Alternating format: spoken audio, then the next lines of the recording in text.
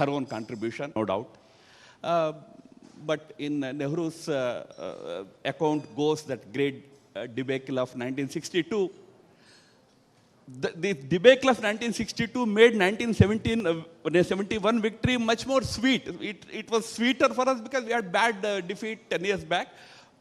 Definitely, it was a landmark achievement for us. In fact, we all know that Mr. Vajpayee standing in the parliament openly praised Indira Gandhi. Whether he used that phrase Durga and all is contestable, but he did support the government's actions, did stand by the government at that time. So there were phases like that.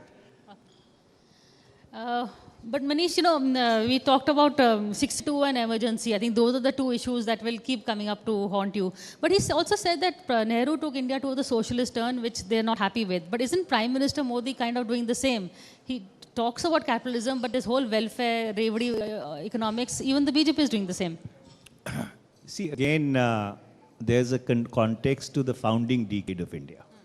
And the context is that in 1945, the world came out of a devastating world war, which completely and absolutely had destroyed nations across the globe.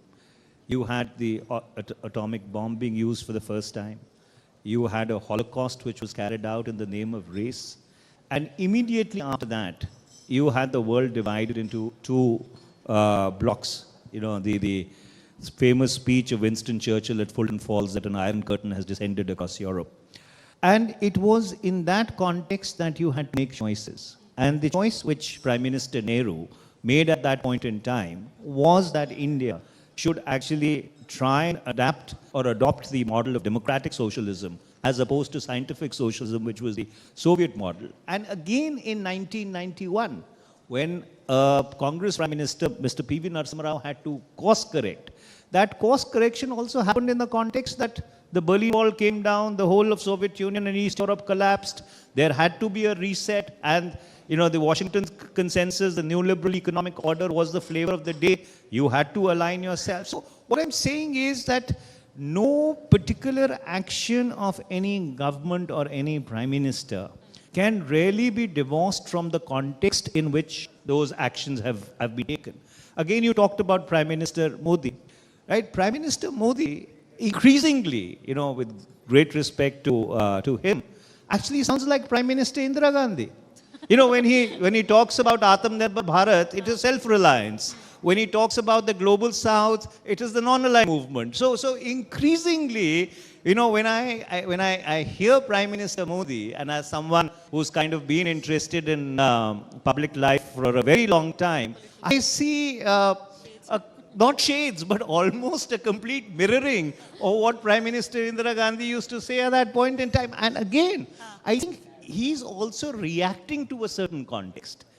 Again, after the great economic meltdown, the rise of the forces against globalization, the Washington consensus broke down. And therefore, you had to find your way in that multipolar world. Mr. Ram Madhav is itching to respond, so I will hold my horses. No. Congress has a very peculiar habit of taking credit for every good thing, including leaders. If Prime Minister Modi is seen very successful today, no, he is like Indira Gandhi. In fact, Manish ji said he is like Indira Gandhi. Somebody told me yesterday that he is like Nehru. Of all. That shows the if he is following Indira Gandhi's policies today, why was there a no confidence motion by so-called India?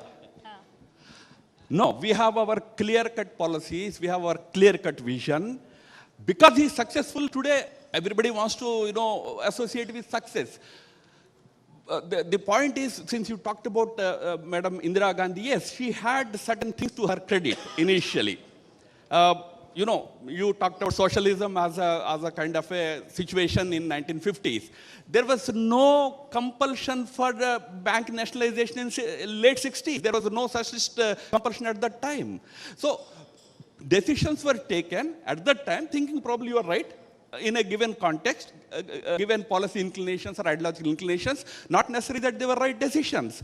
They caused a lot of harm to the country. I talked about 70s. This bogus CIA, Indira Gandhi used to invoke all the time. I am doing all these things because CIA is after me. No. There was no justification. Also, of course, I do appreciate that